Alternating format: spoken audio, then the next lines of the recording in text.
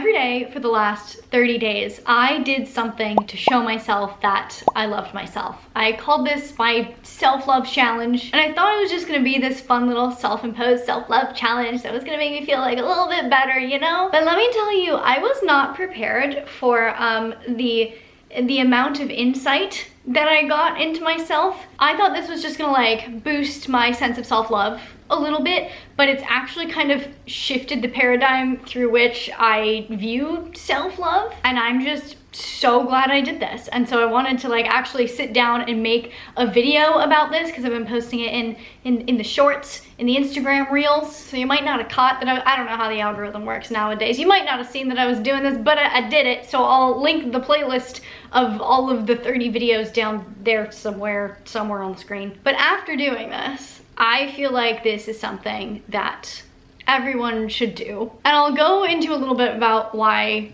I did it and the trauma that it was born out of. One thing that I want to touch on before I talk about me is how I think this could impact a lot of you. And one of the biggest themes that I have noticed as a coach, as a holistic fitness coach that has been working with hundreds of clients to help them reach their fitness goals, usually their aesthetic goals. When someone is struggling to reach their goals, when they have all of the tools there for them, like when I've given them everything that they need to do to get there, like they know what they need to eat, they know how they need to exercise, they have the program, but there's usually some inkling of like not feeling worthy if they can't do something perfectly, or even a fear of if they do accomplish their goals, what if it doesn't change their relationship with themselves or with their body. Like, it's a lot easier to sit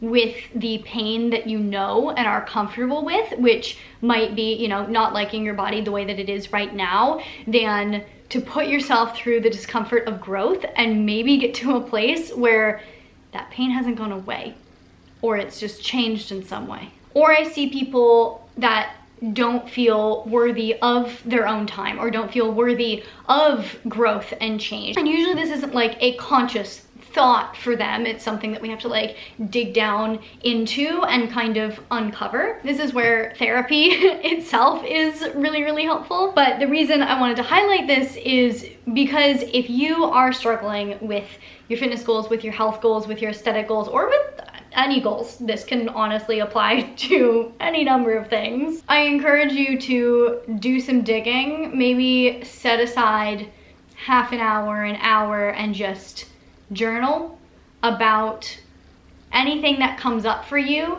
when you think about your goals, and ask yourself about your relationship with yourself. And just let your brain kind of wander through those things and see what's at the root there. And then if you do find any hint of lack of self-love or self-worth, etc. in there, maybe do this challenge. This is just a very simple, free, basic, straightforward challenge. I'm not like launching a challenge. It's just a thing that you can do if you feel like it. Would love it if you tag me just for funsies so that I can see other people doing this. I'm gonna touch on why I did this, but as I'm thinking about it, I realized a full in-depth explanation would probably take like an hour. So just gonna give you bits and pieces that I'm comfortable sharing on social media. But essentially, in the last few years, I have been in a couple relationships that were not loving, like actively loving, and where I did not feel truly loved. And I realized I had kind of internalized this sense of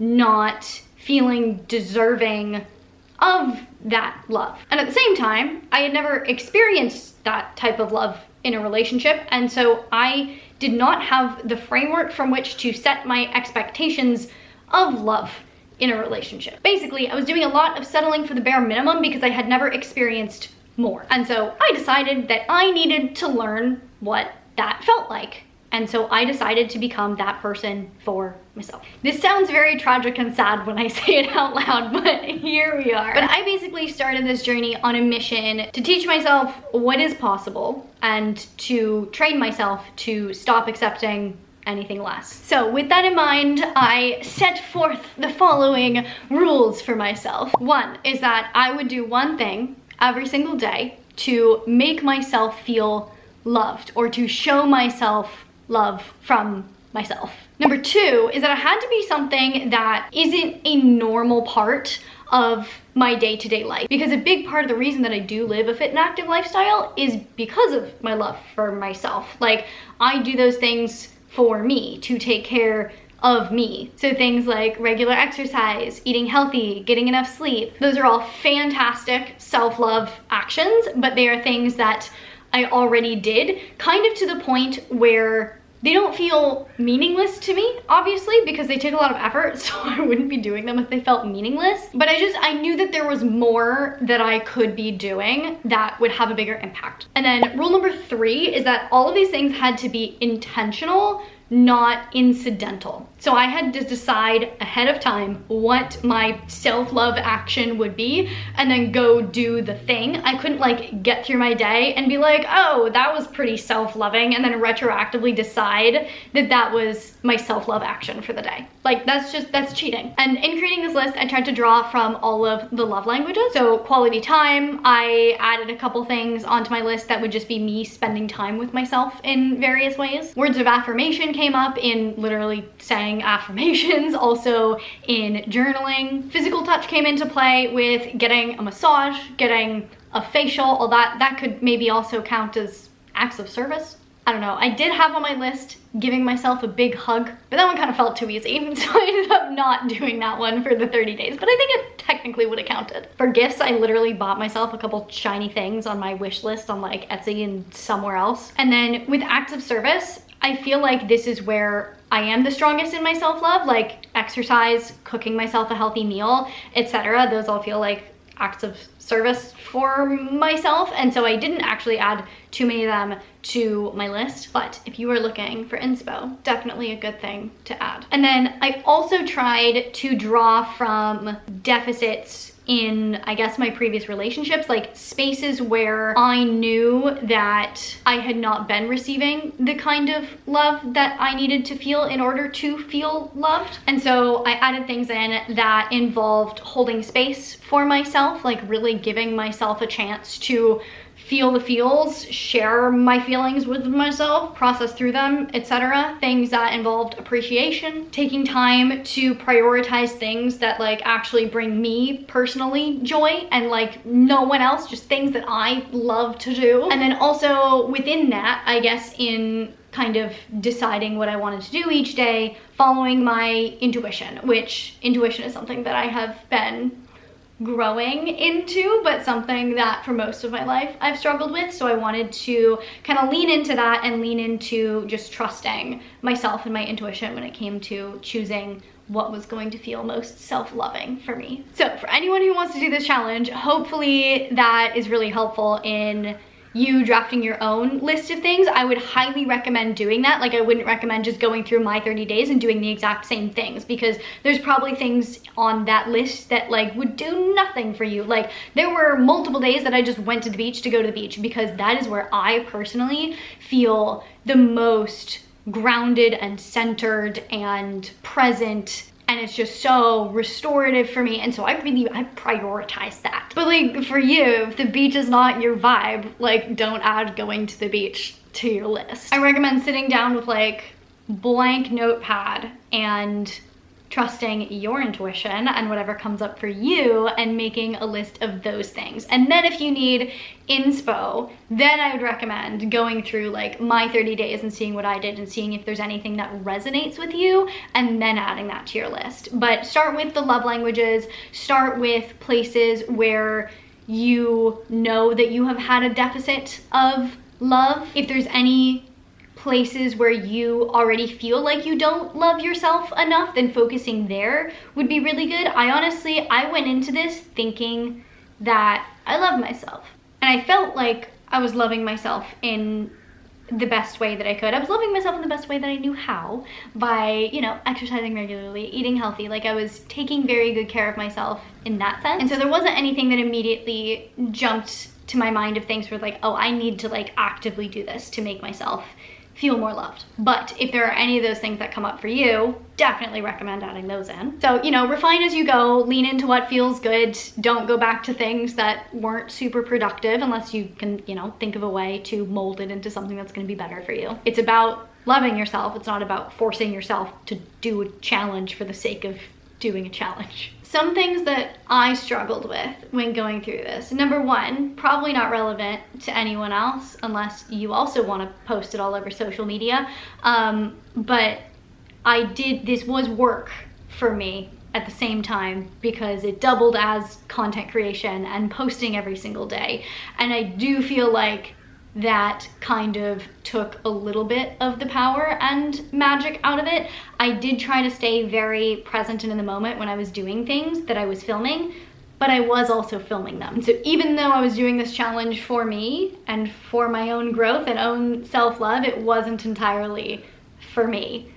I probably just shouldn't have posted it in the first place, but I also felt like it was a really good thing to share with people and it could be really powerful, and it really was. So like, I'm really glad that I did post it, because if one person does this and it changes their relationship with themselves, I'm gonna be stoked. But something else that I didn't necessarily struggle, but this was kind of, my goal was to like parallel romantic love with loving myself so that I could teach myself new standards of romantic love, essentially. But some of those things just can't be paralleled. Like, there are plenty of dates that you could go on with a partner that connect you guys and make you feel more loving and contribute to an increased sense of self-love, and you just wouldn't do that by yourself. Like, I don't know why mini golfing is the first thing that comes to my head. You know, like some friendly competition with your partner is a great way to like build trust and whatever, but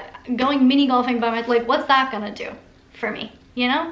And I found that with, you know, I did a day where I like took myself on a date. I went to dinner and I watched a movie, and I was like, that's great for a date, but like for me, that one like really didn't land. Like, snuggling up by myself and watching a movie, that was kind of nice because I don't usually take that much time for myself to like just watch a movie and be present doing that. But like, the going to dinner thing just does not hit the same for me as if I'm with someone. Like, sharing a meal is so much more enjoyable and connecting than just like sitting there and eating by myself. And that's not to say that I don't recommend doing that one, because I was Googling ideas for this before I started it, and so many people are like, take yourself out to dinner.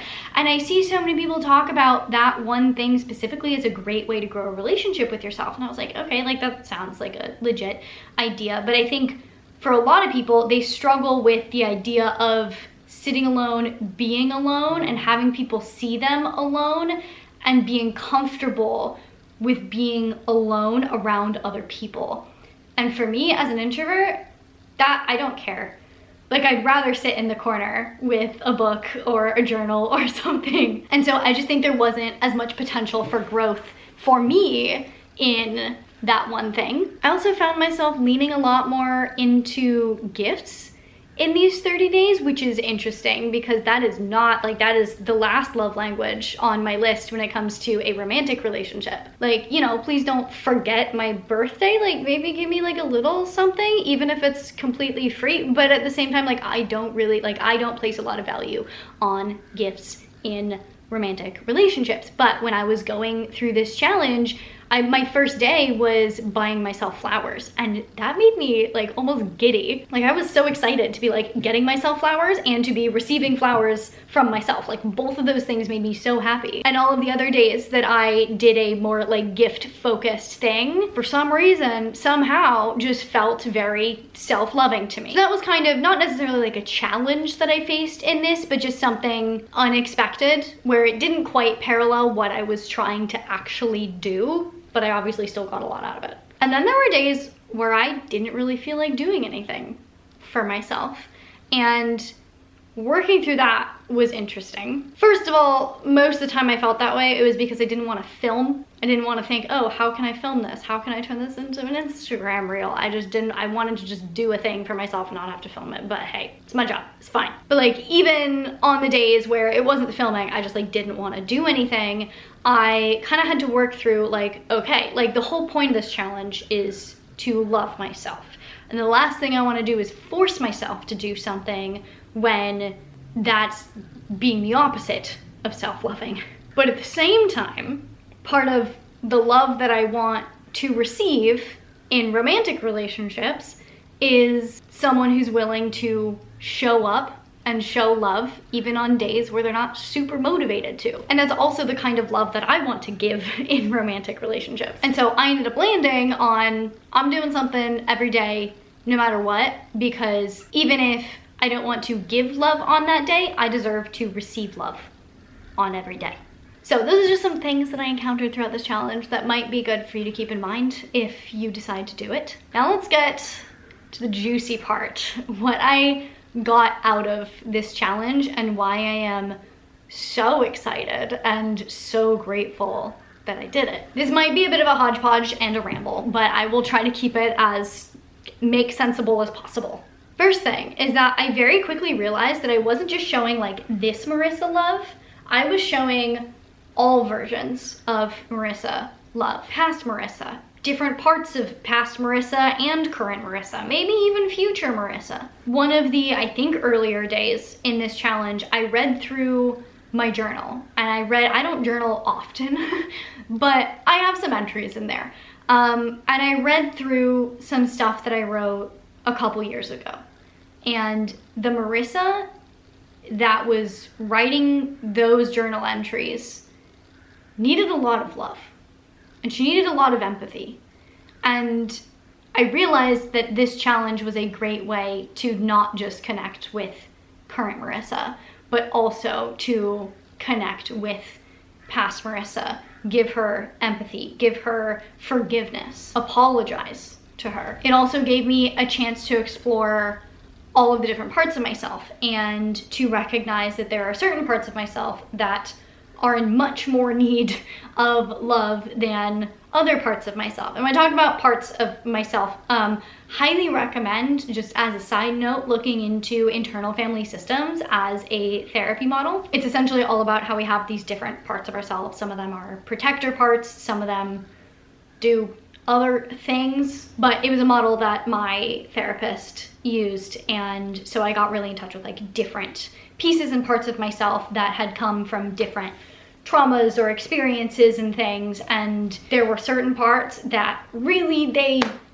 needed so much love, and then there are other parts of myself that were just chilling, like they feel so loved, so happy. And so I was really able to kind of parse through all of the different parts, past and present, and find those different pieces that needed the most nourishment and love and give them what they needed. And then I think one of the like coolest early revelations that I had through doing this is that within, I don't know, a week or two, I really started, like it started shifting my perspective of how I was going through day to day, even hour to hour, because I started actively looking for ways to show myself that I love myself throughout my day. It kind of felt like when you get into a new relationship and you are like actively trying to figure out how to show your person that you love them, and you're looking for all these little tiny ways to show up for them, and it's exciting and fun, and you know, it feels good to be generous with love. Like that part of me was showing up for me. I started reflecting on smaller decisions that I was making throughout the day and asking myself if there's a more self-loving way of approaching those things. I started exercising more consistently again. I started getting into a better, more concrete routine that was making me feel better as a whole. And it kind of turned out that the more I was showing myself love, the more motivated I was to be more loving towards myself, which, you know, makes sense upon reflection. Like the more loved you feel by a friend or by a partner, the more you just want to do for them out of your own love for them. But I didn't anticipate that happening to myself for some reason. But I think the biggest thing, the biggest shift that happened, I didn't really realize until day 30 when I was journaling about this experience and like reflecting on it and giving myself gratitude for it, etc., was that, and I already said this, but I thought I loved myself when I started this. Like I don't harbor negative feelings towards myself, even towards the things that I know hold me back, things that I know that I want to grow through and change. Like my perfectionism, we could tone it down a little bit, but I don't harbor any like resentment or hatred towards that part of me that drives me toward perfectionism. And so I kind of thought that because I didn't really have any negative feelings about myself, that I loved myself. But saying that out loud, that's not what you want in a relationship. You don't want a partner who just like doesn't dislike you. What? But so as I went through this challenge, I realized how much more room I had for self-love, for like intentional, active self-love. I think I've just been very content with like self-neutrality. Like people in the body positivity space talk about body neutrality, where you get to a point where it's like, you're not like constantly thinking about body positivity and loving your body. You're just very neutral about your body. Like your body's there, it's a meat sack, it does what you need it to do, you nourish it, you move it around a bit, and it's there, and you just like accept it. And while I do think that that is kind of the highest place to reach when it comes to your relationship with your body, that's not the highest place to reach when it comes to your relationship with yourself. Neutrality is not what real love is. Love is an action, not just a feeling. And I was completely missing the action part of it. And so I think one of my biggest realizations in this, and this might sound super dumb to any of you that have gone on this journey already and you're like, Marissa, like I'm in a happy, healthy relationship. I also know how to love myself very well. What are you doing, girl? You know what? We're all in different stages of healing, okay? But I realized that like the love that I have been giving myself, the very neutral love, the inactive love, the love that's just like, I know it's a feeling, I know it's there, is the love that I was accepting. And we could go way deeper than this into how I also ended up in an abusive relationship, but that takes the timeline way too far back, and that would take a long time to get you all up to speed with all of my psychology and my life. So we are just going to gloss over that one. But now I feel like I should clarify that I was never abusive to myself. It was more of a lack of self-trust kind of thing going on. The realization was essentially, like, if I am not actively loving myself, how can I expect other people to do that? How can I expect myself to hold the standard of only being okay with that level of love if I'm not even giving it to myself? And just to tie this back to health and fitness and aesthetic goals real quick, for any of you that are in happy, healthy relationships but maybe struggle with your relationship with food or your relationship with your body, like all of this applies to all of this. It kind of just comes down to the cognitive dissonance of, you know, you have bad romantic relationship, bad relationship with your body, can both stem from not actually actively loving yourself the way that you deserve to and need to teach yourself how to grow with either of those other relationships and loves. If you are treating your body like you hate it by punishing yourself through restriction, or just restricting, even if it's not intentional punishment, you're still restricting, and your body's gonna be really stressed because of that. Or over-exercising, or just looking in the mirror and being super critical of yourself. How can you ever expect to turn that into loving your body? Because let me tell you, as someone who, I feel like I have a fantastic relationship with my body. Like, this is one place where I feel like I've done all the work that I need to do. I'm in a very happy, healthy relationship with my body. You don't get there through hating yourself. You get there through repeatedly proving to yourself that you love your body through your actions, by nourishing yourself, by being gentle with yourself, by giving your body the movement that nourishes it the most, by just taking care of it like you would a friend or a loved one or a child. Upping your self-love is going to change your relationship with your body or with food or with whatever it might be, your job, your life that you're struggling with. And I think it's just so easy to go on autopilot with a lot of these things and not really realize where you are lacking. Because again, I thought I had a good relationship with myself before this. I thought I was doing just fine and dandy, but apparently not. Like, this is a weird analogy, but I feel like I was settling for NPC energy, where I was just kind of like existing, as opposed to tapping into like main character energy, where you're being more proactive about the things that you love and the things that you want to do. So moving forward, I already feel like I see how this is going to impact and change my life. I don't know how long that'll last. I don't know if these effects will stick around long term. I hope they do, and if not, I think I will just, you know, do bite-sized versions of this, like a week of doing something every day to love myself, or just anytime I feel my self-love slipping, just like do an action to show myself that I love myself, like take that intentional time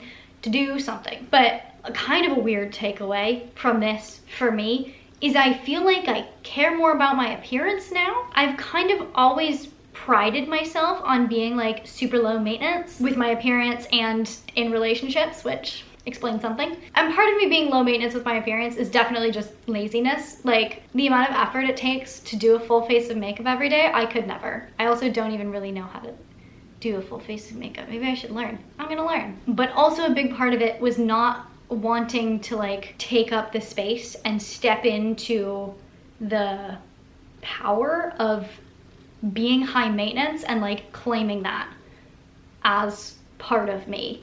And I don't know if I want to like be high maintenance, but like I don't think I want to pride myself on being low maintenance anymore, because by doing that I was subconsciously telling myself that I wasn't worth putting the effort into. So actually a couple days ago, I ordered some new skincare. We'll see how my skin responds. That's also part of the reason that I don't do a lot of makeup, is because my skin just hates everything. But it's been better lately. So, you know, fingers crossed, gonna try out some new fun skincare. See if I can be shiny. Glass skin? Is that what the kids are calling it nowadays? Glowy, glass skin? Glass skin, right?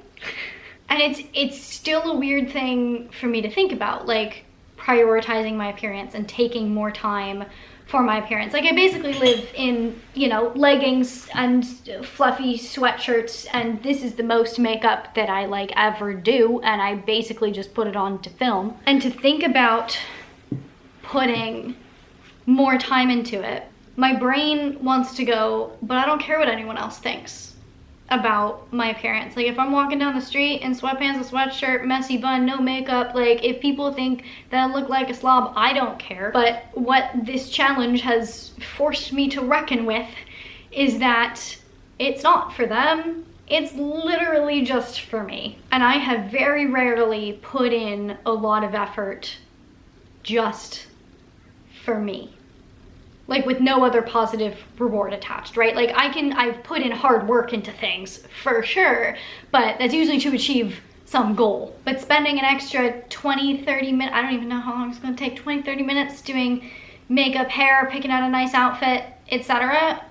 There's no benefit to that other than when I walk out the door, I'm feeling myself. And I deserve to feel myself once in a while. And speaking of deserving, I think this is the last point that I will make. Thanks to going through this challenge, I feel like it's only been 30 days, so you know, it's hard to know how I'm gonna put this into practice and what's actually gonna happen IRL, but I feel like I feel more deserving of love in all relationships, friends, family, romantic relationships, etc. And this feeling comes with a sense of grief, like strong grief and sadness for past Marissa that didn't feel this way or didn't even know what she could be asking for. Like this really did reset my perspective and my standards for myself. And past Marissa didn't know it was a possibility, and she suffered the consequences. But also, there's a strong sense of hope and excitement for the future, being able to view life through this new framework and view my day-to-day actions through a much stronger sense of self-love. Like that's very exciting. I think it was just hard for past Marissa to know what was wrong, what she was missing out on when she didn't know what was possible. And now I know, at least to some extent, that much more is possible than I thought.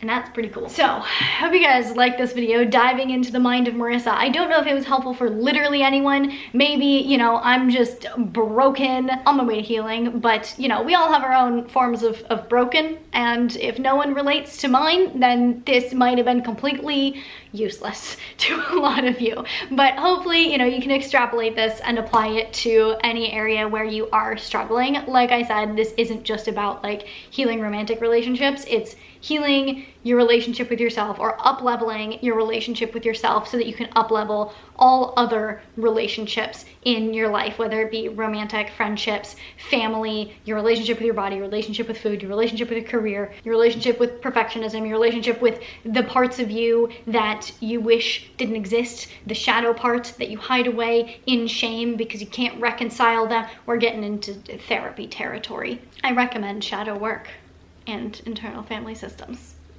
Do with that what you will. But anyway, if any of you do this challenge, please let me know how it goes. Let me know what you get out of it. If any of you have started it, let me know down in the comments how it's going. If you have any questions, thoughts, please share them with me. I feel like this is a very vulnerable video, so like please be kind to me in the comments. If you liked the video, please give it a big thumbs up. It really does support me and my channel. I really genuinely appreciate it. Please share this video with your friends, your family, your gym buddies. If you want to see more content from me all about health and fitness, you can check it out over here. To see future videos, make sure you hit that subscribe button, hit the little notification bell so you get notified when I post a video, and I will see you very soon. Bye!